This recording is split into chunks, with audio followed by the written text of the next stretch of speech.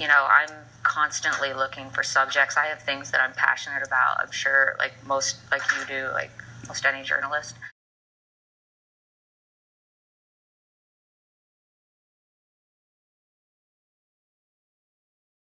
It needs to be something more. And I just was like, really sort of like tugging on like, what is it? What is it? And then I said, do you have any photos, anything of her from when she was little? And they said, we really don't. And then they said, but we have these movies. I was like fast forwarding, and I get to that old video, the archival footage, and I was like, oh my God, this is the story. Diagnose the cause of her handicaps and recommend therapy and special education to help Louise reach her full potential. Louise is a mongoloid child. Where they were talking about her and her potential, but then the way I saw how her parents treated her and her family treated her, and they ignored that idea of like what her like scientific potential was. Hello there, world. Hello there, world. Hi.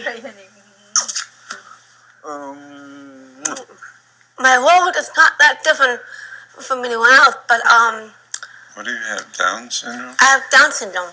And I was born with extra chromosomes called chromosome 21. And I'm glad to have that, for God's sake. I mean, it's not that it's, a beautiful video documentary of like the most, outstanding quality. It's like photographs and just them. In that interview, they were just themselves, their most amazing, wonderful selves, so that was a portrait assignment, and that was a complicated one.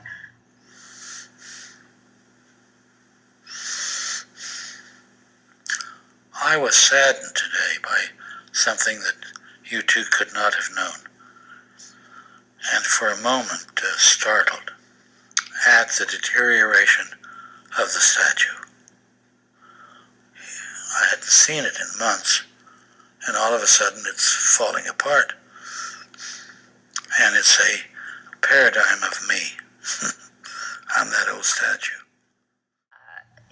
He was kind of ready to let this be his sort of swan song piece, like with the reporter, not with me. So his idea of like having this swan song piece done about him was to have just a formal portrait and that be it. But I was telling him the whole article that Kerwin was writing was about dying and accepting, age happens, and what happens when your body fails you and your mind is still there. And it was a really complicated, piece that I thought really I could do more justice to with video or photography or audio. And as I was walking around and just hanging out with him, I was like, God, he's starting to box up his life. I remember seeing the toast, in the toaster just off to the side. He just left it there. Like, there were all these things that felt really meaningful and symbolic, that I didn't even need to have him in it, to show what it's potentially like to say I'm done. Because it's not about me at all. And I didn't allow any bullshit along the sides and edges to in any way overcomplicate Ed. Got out of the way of myself, basically, and just let it be that.